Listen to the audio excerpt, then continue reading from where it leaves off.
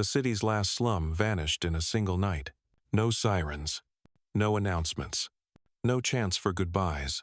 Just a misty morning before sunrise when bulldozers crept in from three sides like industrial phantoms.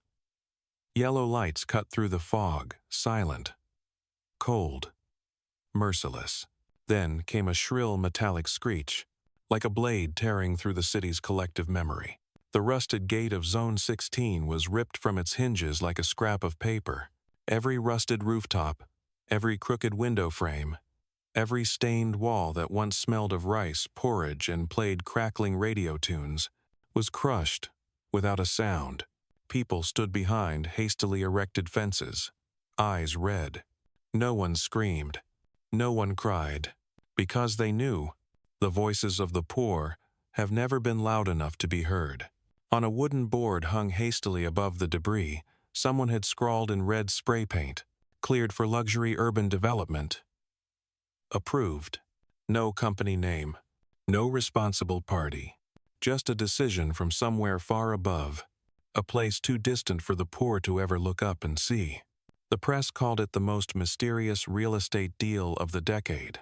One man stood behind it all, never seen, never quoted, no photographs. His name is unknown.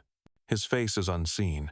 The internet gave him a nickname, the man in the suit who stole a city's memories.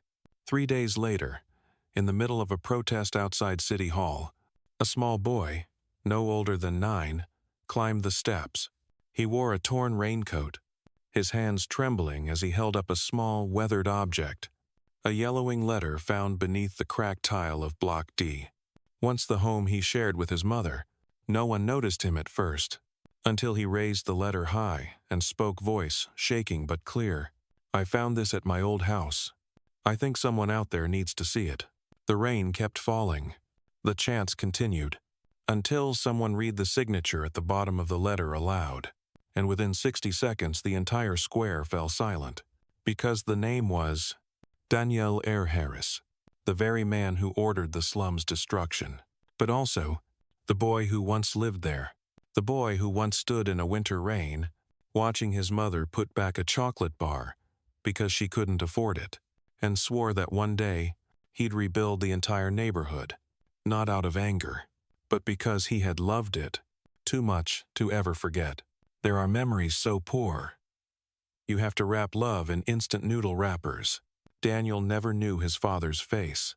His mother, Selena, was a quiet woman who scavenged for recyclables, often coughing but never complaining. They lived in a makeshift shack built from plywood and rusted tin sheets, tucked inside D Block, a row of homes where winter rain soaked even into your dreams. Whenever it poured, their roof clattered like a broken drum, and Selena would smile and say, "The rain is singing you to sleep, Daniel." Despite the leaking ceiling, the moldy floor, and meals of watered-down rice porridge and a single boiled egg split in half, Daniel never heard his mother say they were poor. She always smiled and said, "Our home may be small, but it holds 2 hearts that know how to love." One day, when Daniel was 10, he accompanied his mother to a discount grocery store for some leftover bread. On the way out, he spotted a small Hershey's chocolate bar. His eyes lit up. Selena picked it up, but she quietly checked her pockets at the checkout and gently set the candy back. Daniel saw it, and in his eyes, something quietly broke. That evening, walking home in the drizzle, he asked, "Mom, why are we so poor?" Selena didn't answer right away. She knelt beside him, shielding his hair from the rain with her hand, because sometimes God plants the most beautiful seeds in the hardest soil. And it's hardship, my love, that grows a heart strong enough to keep its promises. Daniel never forgot those words. And on that bitterly cold, rain-soaked night, curled beneath a creaking tin roof, the little boy named Daniel Harris whispered to himself, "One day, I'll rebuild this place. No one will ever have to live under a roof that cries again." 2 years later, Selena collapsed while picking up bottles near the river dump. She was diagnosed with terminal lung cancer. No insurance. No money for treatment. At 12 years old, Daniel became a construction helper. He worked secretly at distant sites, wearing a cap pulled low to hide his face. People said he was too young to labor. He no longer had time for school, but always carried a notebook and a dull pencil in his pocket. The day Selena passed, only 4 people attended her funeral.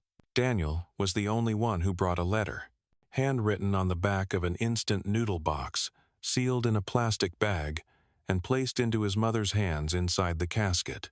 The letter read, "Mom, I remember my promise. One day, I'll tear this whole place down. Not because I hated it, but because I once loved it too much. And I'll make you proud. Even if the world forgets who you were, I never will." That letter was the very one a 9-year-old boy named Jalen found 2 decades later beneath the broken tiles of an old D-block home. And it changed an entire city. Not all heroes wear capes. Some wear wrinkled shirts and carry memories on their backs. At age 18, Daniel earned a full scholarship from a nonprofit that sought out students with potential but from extreme poverty. Harvard, fall of 2004, didn't welcome Daniel with applause, but with cold unfamiliarity. He was the only student in class without a laptop, the only one without a smartphone while others tapped away on Blackberries or Palm Pilots. He lived in an old dorm, worked night shifts at the library and laundry rooms to cover his living expenses. Daniel didn't complain. He always carried one thing with him. The letter from his mother was carefully laminated and tucked in his worn notebook. In a class on behavioral finance, the professor asked, "Who here believes emotions should never influence financial decisions?" The entire lecture hall raised their hands, except Daniel. He stood up, his voice soft. "I think, if we remove emotion, we're also removing humanity. And if the poor can never be a good number on a financial scorecard, then maybe the scorecard is the thing that needs to change." The room laughed. The professor didn't. After class, he called Daniel aside and placed a hand on his shoulder. "I don't know where you're headed, but I know one thing. You won't be following the crowd." 4 years later, Daniel graduated with honors. Google, J.P. Morgan, McKinsey, they all sent him offers. He turned them all down. Daniel vanished. No one knew he had moved to a small town in Oregon. He rented a dilapidated garage for $200 a month. No internet, no heater. And there, he began writing the first lines of code for something that would eventually transform how the world lends itself to the poor. Embercore, a credit simulation system, not based on assets, but on community. Users were evaluated on payment history, even if it was just a $12 phone bill, testimonies from neighbors, who helped during a storm, community engagement, who helped clean up the park on weekends. Daniel called it human-centered credit. He never called himself a CEO. On every document, every contract, every patent, the name signed was E.D. Layton. No one knew it was an alias. Layton was the nurse's name who sat with his mother during her final hours. E.D. stood for Embraced Dignity. For 10 years, Embercore grew quietly. No splashy fundraising rounds, no tech conferences, no keynote speeches, no CEO photos, just results. $30 billion dispersed to low-income households. 98% repayment rate. Over 1,000 communities improved their infrastructure through small loans. Daniel never showed his face. Every year, 10% of profits went into an anonymous fund used to build sanitation systems for children in slum areas.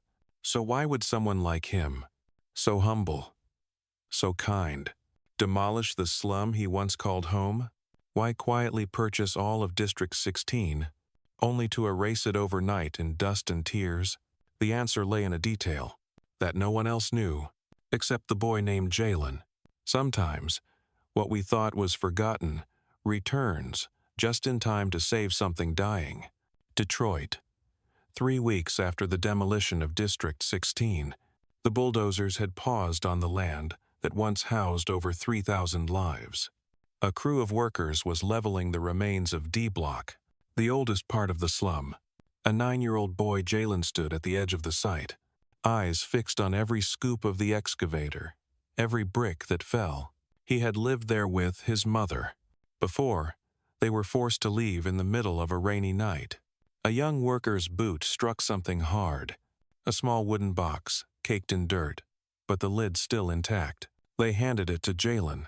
He wiped it with his sleeve and opened it. Inside was an old letter wrapped carefully in a plastic bag. The paper had yellowed, the ink had faded, but the words were still visible. "Dear Daniel, I know you'll hide this letter somewhere safe. If one day you find it again, please forgive the world, even if it treated you like garbage. And if you succeed, don't forget how we boiled water in tin cans. We had to put the chocolate bar back at the store because we didn't have enough. If you forget that, you'll become another piece of the system." Mom. Jalen didn't fully understand it, but he could feel this meant something. He took a photo of the letter and posted it online with a simple caption, "Found this under my old house. Who's Daniel?" His mom wrote something beautiful. 28 hours later, the internet exploded. The image spread across TikTok, X, Twitter, Instagram, and Reddit. Number. "Who is Daniel" hit #1 nationwide.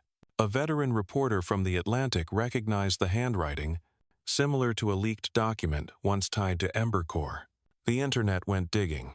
They found contracts signed by E.D. Layton, old news stories about a poor scholarship kid at Harvard, Daniel R. Harris, a blurry photo from the 2008 graduation ceremony. Then came a 10,000-word expose on Wired that confirmed the man behind Embercore, the anonymous CEO who demolished District 16, is Daniel Harris, the orphan who once grew up there himself. The nation was stunned. News outlets scrambled with special reports. Headlines flooded the feeds. The CEO who demolished his own childhood home. Memory, responsibility, and social justice. Daniel. The name behind the silence.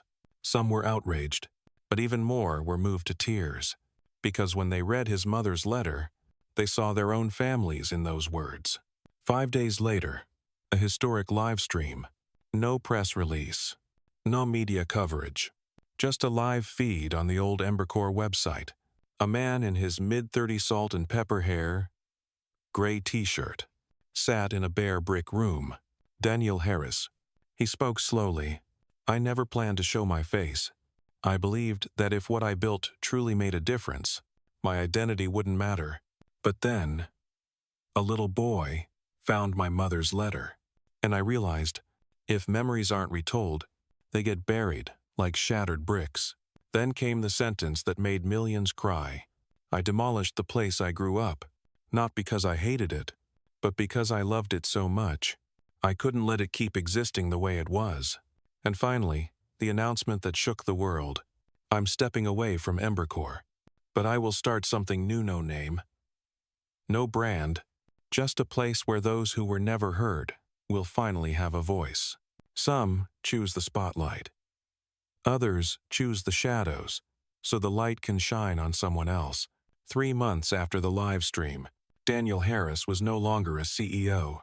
He no longer appeared on corporate filings, executive boards, or Forbes lists. Instead, he appeared where no one expected, on the grounds of the former District 16, now just an unzoned patch of earth. A few volunteers had erected a row of prefab homes, not luxurious, but with sturdy roofs, clean floors, hot water, and sunlight. A wooden sign stood at the front. "The Listening Room, not a financial aid century. It's not a legal clinic, but a space where those once silenced by the system could share their stories and, for the first time, be believed." No textbooks, no set curriculum, just a round table, pens, paper, and one guide. Daniel. He taught elderly residents how to read a bank statement. He taught single mothers how to negotiate credit. He taught children that money isn't evil, only those who use it to steal trust. He called these sessions the classroom of the formerly silenced. One September afternoon, just after the rain cleared, Daniel was drying a plastic table when he heard small footsteps. Jalenthy boy who had found the letter approached, carrying something wrapped in cloth. "I want you to have this." Daniel unwrapped it. It was a replica of the old letter framed in wood, salvaged from the original D-block homes. "I think, if it weren't for you, no one would have known what your mom wrote." Daniel fell silent. He knelt, touched the frame, and spoke softly. "If it weren't for you, the world would never have heard it." Then, from his pocket, he pulled out a chocolate bar. "Back then, my mom had to put this back on the shelf. I think it belongs to the first person who believed a letter could change a city." Yalen didn't speak. He just hugged Daniel tightly. 9 other cities soon opened their listening rooms, modeled after Daniel's. A new fund was created, Lorraine, his mother's real name, run by the community, not corporations. Embercore became an open-source platform, allowing poor communities worldwide to build credit systems no banks needed. The Guardian wrote, "Daniel didn't leave finance. He just chose to rebuild it, where everyone holds the key to the door." In a quiet town in Vermont, where snow-blanketed rooftops and warm light filtered through window panes, a young journalist found Daniel. She asked, "Do you ever regret walking away from fame, power, money?" Daniel smiled and replied, "I didn't walk away from anything. I just chose to sit at a different table, one where everyone has a seat." Daniel's journey was complete. But thousands of other Jalens, those still lost in society's rubble, are waiting for someone to listen. If you've ever been denied, if you've ever been poor, forgotten, or not enough, remember this. A promise kept to the very end can change an entire city. If this story touched something in you, leave a comment. Someone out there might need to hear it, too. And if you believe in the truths no one dares to tell, subscribe to the channel and join me in uncovering the stories that never made the front page.